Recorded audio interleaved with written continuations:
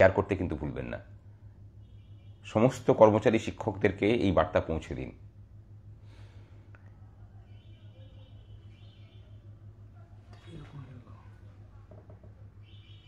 ঠিক আছে,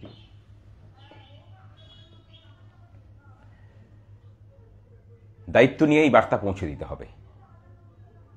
2009 রূপা এআইসিপিআই মেনে মহার্ঘ ভাতা দেওয়ার কথা বলা থাকলেও এবং সেই নিয়ম অনুযায়ী দিল্লির বঙ্গভবন আর চেন্নাইয়ের ইউথ হোস্টেলের কর্মরত আমাদেরই সহকর্মীরা এআইসিপিআই মেনে মহার্ঘ ভাতা পেলেও বঞ্চিত থাকলেন আপামর কর্মচারী যারা পশ্চিমবঙ্গে নিজের সেবাটুকু প্রদান করেন।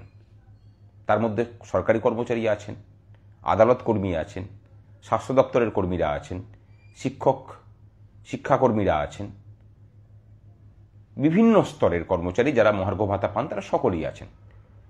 তারা কেউ কিন্তু এআইসিপিআই মেনে মহার্ঘ ভাতা পাননি এবং বকেয়া কিন্তু সকলের আছে।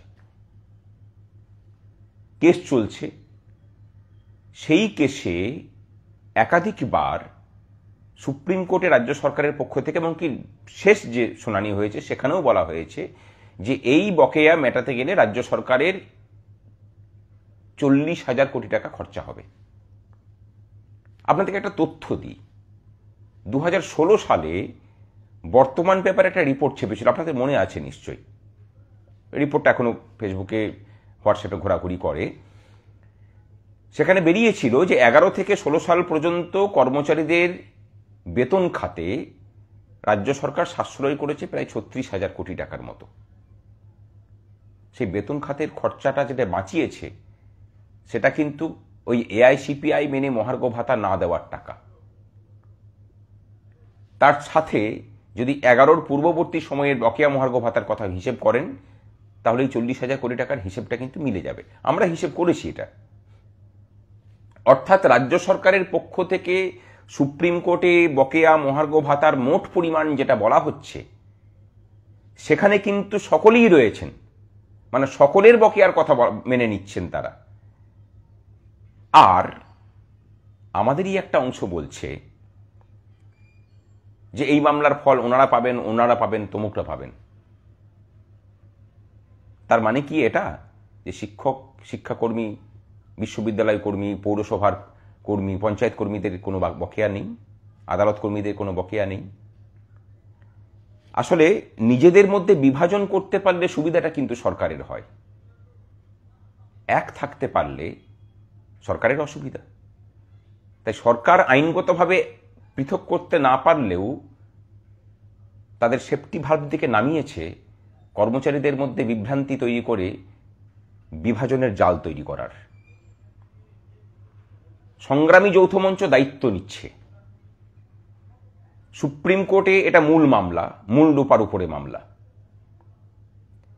এই মামলার জয় কর্মচারীদের হবে। আমরা যখন ঢুকেছি, এখানে একটা কথা জানিয়ে রাখি, আমাদের ইম্পিড অ্যাপ্লিকেশন নাকি ছুঁড়ে ফেলে দিয়েছেন অনেকে বলছেন। ইম্পিড অ্যাপ্লিকেশন জন্য আলাদা করে শুনানি করতে হয়। আমাদের যেটা মনে হয়েছে, আমাদের উদ্দেশ্যই ছিল যে মামলাটাতে আমাদের বক্তব্যটাকে শুধু পেশ করতে দেওয়া হোক, কর্মচারীদের, সমস্ত স্তরের কর্মচারীদের কথাটা অন্তত সুপ্রিম কোর্ট শুনুক। মাননীয় বিচারপতি বলেছেন যে আমাদের কথা শোনা হবে, আমাদের পক্ষ থেকে আইনজীবী থাকবেন এবং খুব নামকরা আইনজীবীরাই থাকবেন। যে মানের আইনজীবী আমরা দাঁড় করাতে চলেছি সেই মানের আইনজীবী আমাদের পক্ষে এখনো পর্যন্ত সুপ্রিম কোর্টে কেউ দাঁড়াননি। এরপরেও এই মামলার ফল যদি কথার জন্য ধরেই নিই যে শুধুমাত্র রাজ্য সরকারি কর্মচারীদেরকেই দিল, সংগ্রামী যৌথ মঞ্চ আছে, তারপরে যা কিছু করার, যে অবশিষ্ট লড়াই করা প্রয়োজন সংগ্রামী যৌথ মঞ্চ সমস্ত স্তরের কর্মচারীদের জন্য করবে। যেটা দরকার এখন ঐক্যবদ্ধ হয়ে এই সরকারের সমস্ত রকম দুরভিসন্ধিকে শেষ করা প্রয়োজন। এই মামলা দ্রুত পরিসমাপ্ত হোক। অনেকে জিজ্ঞাসা করছেন আমরা এত পরে কেন ঢুকলাম।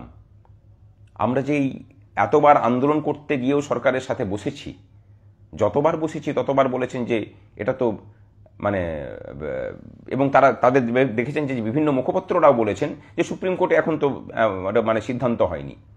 আমাদের মনে হয়েছে যে সুপ্রিম কোর্টের ওই সিদ্ধান্তটাকে ত্বরান্বিত করতে পারলে বর্তমান যে বকেয়া, সেই বকেয়া নিয়েও সরকারকে তীব্রভাবে চাপ দেওয়া যাবে। এবং এদের এই মুখটাকে ভোঁতা করা যাবে। যদিও এই কথাগুলোর কোনো বেশ নেই, তবুও এই মামলাটা দ্রুত পরিসমাপ্তি প্রয়োজন। আমরা ঢুকেছি দায়িত্ব নিয়ে এই মামলায় দ্রুত পরিসমাপ্তি শুধু করা নয়, জয়ও আপনাদেরকে উপহার দেব। বিভাজিত হওয়া নয়, ঐক্যবদ্ধ থাকুন। সকলের জন্য বকেয়া মহার্ঘ ভাতা রূপা 2009 অনুযায়ী আদায় করে দেওয়ার দায়িত্ব সংগ্রামী যৌথ মঞ্চ নিচ্ছে। আরেকটা কথা জানিয়ে রাখি, আমরা কিন্তু এখনো পর্যন্ত কোনো মামলায় হারিনি, এই মামলাতেও হারবো না। আর বাকি যে বকেয়া আছে রাস্তার আন্দোলন দিয়ে, সেটাকেও আদায় করব। আপাতত 15% আদায় হয়েছে, আজকের দিনে দাঁড়িয়ে যে 35% বকেয়া আছে সেটাকেও আদায় করব। কথাটা মিলিয়ে নেবেন। সাথে থাকুন, ঐক্যবদ্ধ থাকুন, জয় আমাদের হবে। শুভরাত্রি।